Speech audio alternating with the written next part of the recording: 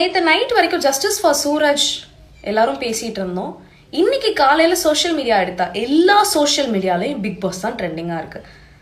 பெருசா ஒன்றும் இல்லைங்க, ஃபினாலே டாஸ்க் போயிட்டு இருக்கு. அது என்னமோ பெரிய சம்பவம் நடந்த மாதிரி big boss big boss big boss big பாஸ்னு தமிழ்நாட்டில் உள்ள ஒட்டுமொத்த இன்ஃப்ளூயன்சர்ஸும் இதை பற்றி தான் பேசிட்டு இருக்காங்க. ஏன் சூரஜ் பத்தி பேசுறதுக்கு யாருக்கும் வாய் வரலையா? இல்ல அப்போ ஆப்சன்ஸ் ஆஃப் மைண்ட்ல எல்லாரும் போயிட்டீங்களா? சூரஜ் பத்தி பேசினது ரொம்ப ரொம்ப ரொம்ப லிமிட்டடான பீப்புள் மட்டும்தான்.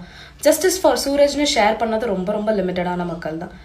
ஏன் ஒருத்தன் அவனோட குடும்பத்துக்காக ஒரு ஸ்டேட்ல இருந்து ஒரு மொழி தெரியாத ஸ்டேட்டுக்கு, ஒடிசால இருந்து தமிழ்நாட்டுக்கு வந்து இங்க கூலி வேலை பார்த்து தன்னோட குடும்பத்தை பார்த்துட்டு இருந்த ஒருத்தங்க நம்ம பசங்க அடிச்சு துன்புறுத்திருக்காங்க.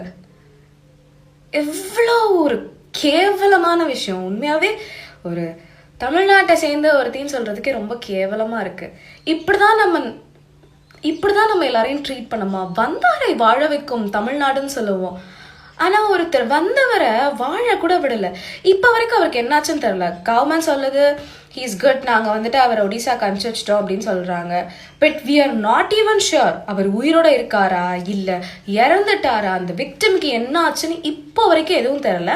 பட் இப்ப எல்லாத்துக்கும் என்ன கன்சர்ன்னா பிக் பாஸ் என்னாச்சு, பிக் பாஸ்ல வந்துட்டு ஃபினாலே டாஸ்க்ல இப்படி ஆயிடுச்சோ, ஐயோ உங்களுக்கு என்னாச்சு, அந்த ஒரு வடிவேல் ஜோக்ல வரும் இல்ல, சீக்கிரம் போட அம்பி நேத்தே தொடரும்னு போட்டுட்டா என்னாச்சுன்னு தெரியலங்கிற ஸ்டேட்ல தான் உண்மையாவே தமிழ்நாடு ஃபுல்லா இருக்கு. நம்ம படிச்சிருக்கோம். இவ்வளோ தற்குறித்தனமா ஒரு ஷோ பின்னாடி போக வேணாமே. இங்க ரியாலிட்டியில என்னென்னமோ நடக்குது. ஏன் அதை பத்திலாம் பேசாம பிக் பாஸ் ஒரு பெரிய விஷயம்னு எடுத்து பேசுறீங்கன்னு யாருக்குமே தெரியல. Please be a responsible citizen. நம்ம சுத்தி உள்ளவங்களை நம்ம தாங்க பாத்துக்கணும். நம்ம ஸ்டேட்டுக்கு வந்தவங்கள கண்டிப்பா நம்ம தான் பாத்துக்கணும். I am here to owe an apologize to Suraj and his family. Because எங்களை நம்பி நீங்க வந்திருக்கீங்க, நாங்க உங்களுக்கு ப்ரொடெக்ஷன் கொடுக்கவே இல்லை. We are really sorry.